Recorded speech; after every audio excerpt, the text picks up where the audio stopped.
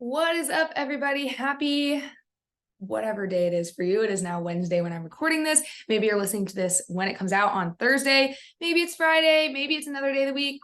Maybe it's freaking 2024. I don't know. I'm hoping people are coming back to the archives and listening. So whatever day it is for you, I hope you're having a great day. I hope you're having a nice drive in the car. You're on a nice walk. You're getting some chores done with this in the background. I don't know, but I hope you're feeling good. So anyway, I am very, very excited for today's episode because this is going to be the first unrelated to health and fitness episode that we have. I mean, I know it is only episode 3, but I did want to get one in here early that was not necessarily health and fitness related, because I did say in the very first episode that while it is something we're going to talk about often, I do think health and fitness, nutrition, all of that stuff is very, very key to accelerating your life. And I want this to be a place where we make it very simple. I think there's a lot of other keys to accelerating your life too. And I have a lot of things I've been through and I want to talk about, and I want to not only talk about from there's many things I'm not an expert on, but I still want to talk about because almost like I want you to see that it's normal to struggle with these things or whatever that may look like. So I don't want to be put in a box of only having to talk about health and fitness. And along those lines, that's kind of what today's pod is about, is not being put in a box, or it's being okay to not know what box you should be in, or stepping outside of the box you're in later in life. And I'm referring to your career and what you want to do with your life, because all 3 of those scenarios are something I struggled with, have struggled with, or know I will struggle with. Specifically though, I went through a long period of my life, the time of pre-college, during college, and honestly right after post-college, where I still had no freaking clue what box I should be in. I didn't know what the heck I wanted to do with your life or with my life. And I wanted to talk about that today and make today's episode about that, because I think that is a challenge that many, many people struggle with ongoingly, before they get into the career world, even after they get into the career world. And it's not something I feel like talks about enough. Maybe we talk about it when we're getting ready for college and people are asking, well, what are you going to do? Or what major are you going to apply to? And there's a big focus on that, right? But I think especially after college, and when you even do get into the real world and do get a real job, and people kind of put you all right, well, she's a this or she's a that, she's a banker, she's an accountant, he's a this, then you're kind of in that box. But what do you want to be? Nobody talks about that struggle. So that is what I want today's episode to be about. So kind of getting right into it. I mean, I think that this is a theme of our lives at every stage of life. Again, even though the challenge of the challenge of identity that comes with it isn't talked about often enough, the actual putting yourself in a box and figuring out what that box is it is always a theme. Let's think about it. There's kind of 3 common questions that are in relation to this, that happen at different stages of your life. The first is when you're a really young kid, right? You're 4, 5, 6, 7 growing up, and people ask you a fun, playful question of well, what do you want to be when you grow up? And it might dictate, what you want to dress up as Halloween and what you play make believe as. I mean, I remember wanting to be a teacher. That was what I wanted to be for a long time. And so I always wanted to play school with my friends. When we weren't at school, I wanted to play school and fake grade papers, fake be a teacher. It was a major theme in my life, right? And then when you start to get to that teenage age, high school, college, everyone starts asking you, what are you planning to study? What do you want to become? And again, you're now put in this place of, well, shoot, what is my identity within this? It's again, always a common theme. And it's starting to get more serious at this point, right? Because it's not just what do you want to make believe? What do you want to play anymore? It's what do you want to do for the rest of your life? And then when you become an adult, you're constantly being asked when you meet new people, well, what do you do for work? Who are you? What do you do? I mean, it feels like it's synonymous with who are you? And I don't have a problem. Some people are hey, stop asking people what they do for work. There's much more to people, and there is, absolutely. I don't have a problem with that question. I think it's a great conversation starter. It's a great way to connect with someone. It tells you a lot about that person. But that's the thing, is it tells you a lot about that person. And I think we've put this idea with it of what do you do is synonymous with who you are. And I do think that needs to be somewhat broken, but that pressure of figuring out what do I do and who am I, it becomes really real when you get older. So, as kids, it's a fun thing, but as you get older, it really does make you realize you got to pick a path, and this path is going to be conducive with what your identity is for potentially the rest of your life and how people see you. And for me, I remember, when I was around age probably 8, 9, I think it was 2nd grade, I thought I wanted to be a teacher, as I mentioned, and that was kind of my thought until I got to like maybe 11th or 12th grade. I remember having to tutor somebody in math, and I could not understand why they didn't understand x equals 2. I was like, it is so obvious. I realized I have no patience, and the teacher route was not for me. So after that, I felt so lost, and then hence begins this period of my life where I was having mental breakdowns, honestly, daily. I felt so lost. I didn't know who I was supposed to be, where I was going. And this brings me to a concept that I constantly think about. I think it is absolutely insane that the world and society expects us to know what we want to do and who we want to be at the age of 18. And that's essentially kind of what applying for college looks like, because I mean, some colleges you truly have to apply directly to the program or major or whatever that you want to pursue. I mean, you can of course always change it, and you can sometimes apply undecided, and some colleges do allow you to apply undecided. So, but at some point in those 4 years, right, between 18 and 22, you got to pick a major and you got to graduate with it. And that concept to me, I just never understood it. Like, again, I am so different today at 27 years old than I was at 18. In 9 years, I've changed a million times. I mean, I talked about this in the last episode, my relationship with like health and fitness, for example. The fact that I am a fitness coach and own a fitness coaching company today is kind of hilarious, because I was the pickiest eater ever. I didn't care at all about exercise, and now here I am, and it's my career. And also too, I've never been a business-minded person, and here I am with a business. So a lot can change in 9 years. In fact, like just from age 18 to 19, in my first year of college, like going to a whole new world and seeing all these opportunities and learning about things I didn't know and meeting different people, so much changed. So I just think it is so wild that you are expected to have this decision at 18 years old. And the thing was, though, is that people did. And that is what I never understood. Like, so many of my friends applying knew they wanted to be an engineer, knew they wanted to be a dentist, and even stuck it out through college, and they're that today. And I just like could not wrap my brain around it. I'm like, how did you decide at 9 years old? Like, because some of these people are like, oh, I wanted to be a anesthesiologist or a dentist since I was 9. I'm like, what? At 9 years old, at 15 years old, made you decide you want to be an anesthesiologist or an investment banker? Like, it just, what? Like, it makes no sense to me. I mean, it's one thing to be like, I want to be a firefighter or a police officer, like these fun things you see on TV, but all these jobs that, especially in like corporate America, right? These kind of like, okay, look, I'm just gonna say kind of like boring desk jobs. It is just, I never understood how people found them and were like, yep, that's what I want to do. I'm like, what? I just did not wake up one day and have that revolution. And I was really jealous of the people that did. I really struggled with that. But yeah, like I mentioned, I am so 1,000 times different than 18-year-old me. And I assume a lot of you are 1,000 times different than 18-year-old you who maybe picked that job. And things change. So I just never understood this concept. And in college, that really affected my confidence and affected me feeling like I belonged. It affected me feeling like I had a future. And I just felt so lost and on an unknown trajectory. And one thing about me is, funny enough, I have never been able to like see the future, like picture the future. And why I say funny enough is because my friends listening to this know that I am very type A. I am very much a planner. I don't like the unknown. So like in very like near future things, I want to have it all planned out. I want to understand the logistics. I want to know how we're going to get somewhere, how it's going to happen, what it's going to look like, all of that. But like thinking about things like having a house one day or being married, having kids, like what's my day-to-day going to look like? I don't see it. I just don't, I'm not saying I don't want it. I do. I want all those things, but I just don't see it. Like I've never been good at picturing it, what it's going to look like. I don't daydream about it. Like it's just never been my thing, for better or worse. But specifically when it came to, career or job, I got so blocked. I could not see what was next. And so I, especially in this time, could not see what my life looked like post-college, what my day-to-day would look like, but it felt like everybody else could. Like that was another layer that made this all so much harder, is that it seemed like everyone else could. And I know that's not the truth now. And that is why I really want to make this episode. But I went to UNC Chapel Hill, which is a great school, and it's specifically a really, really great business school, or it has a very great business school.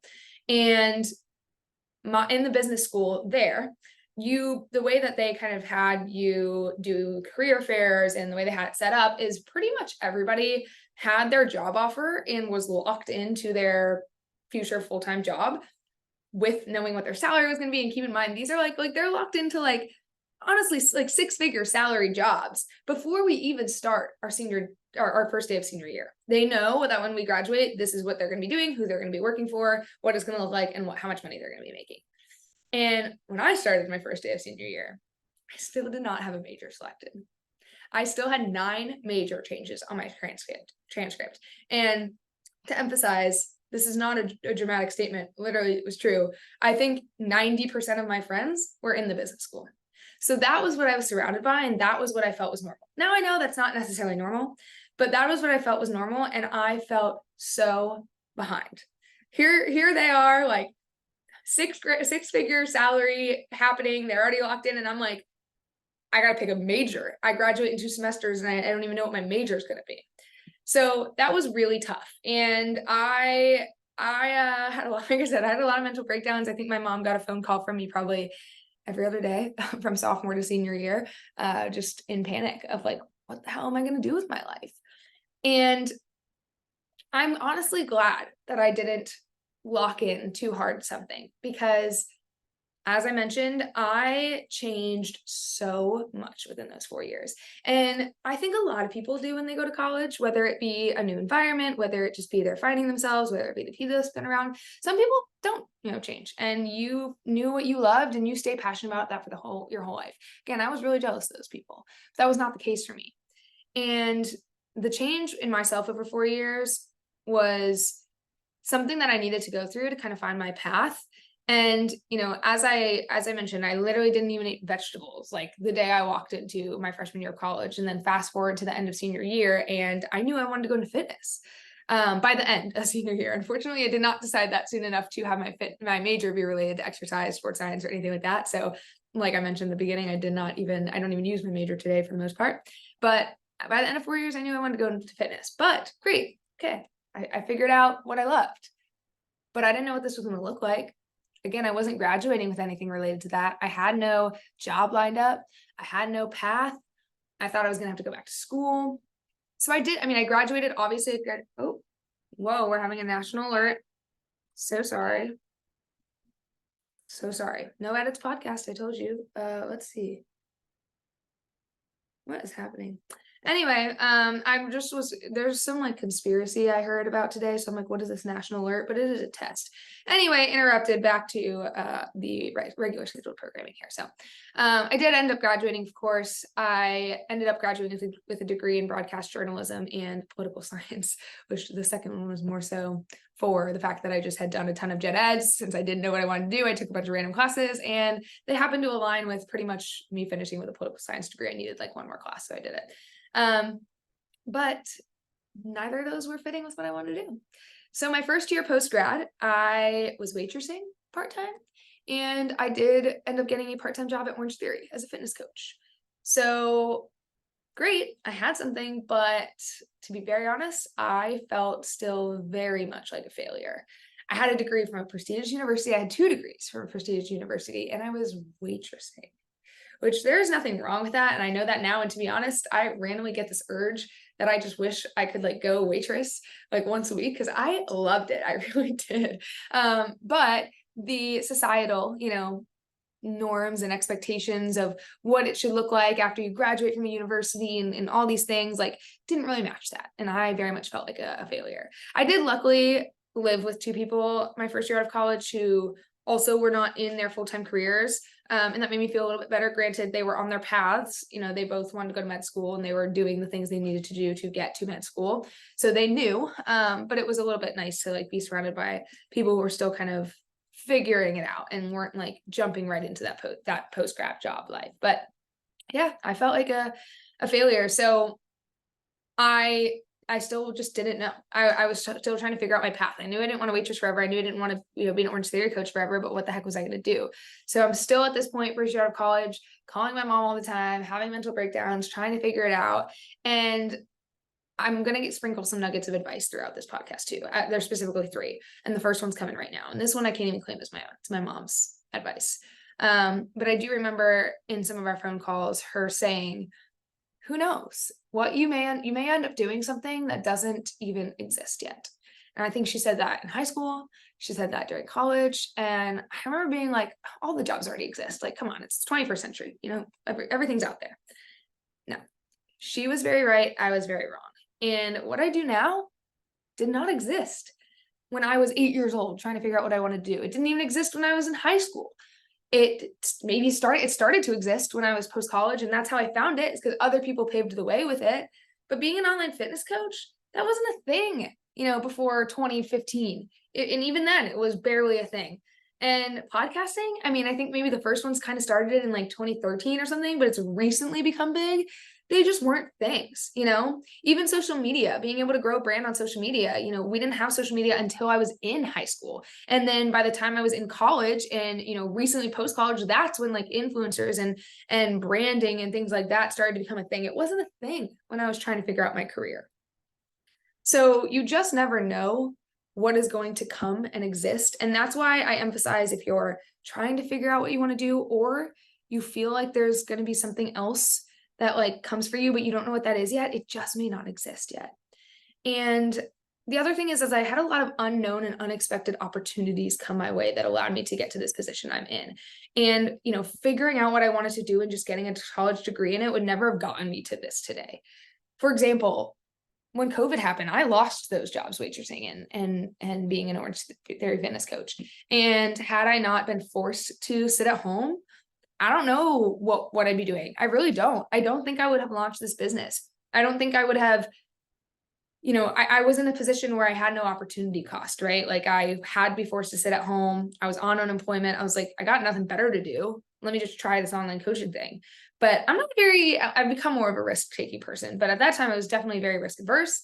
And so had I been in real jobs and maybe going back to school, I would not have quit those things to take a risk on starting a business. So I don't even know if I'd be here.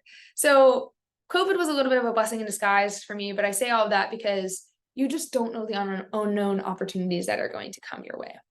So anyway, coming full circle here, back around to where we are today. I had no experience. Like, remember how all of my friends in college were business majors, and I said, they all had their degree or their jobs before we even started senior year of college, and I was sitting there lost. Full circle, here I am, the one standing in the position of running a business, and a pretty successful business. I have 11 staff members I'm in charge of. I've achieved pretty solid financial freedom.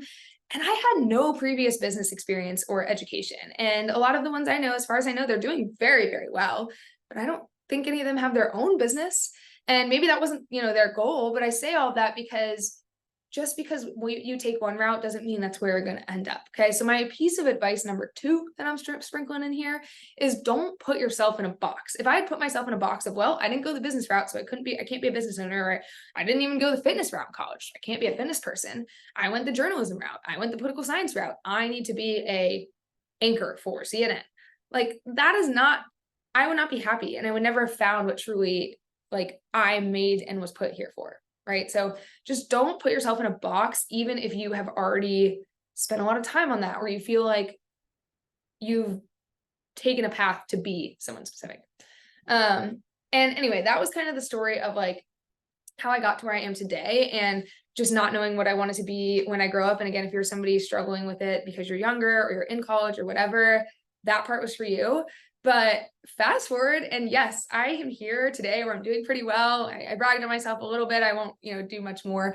But I don't know if this is what I want to do forever.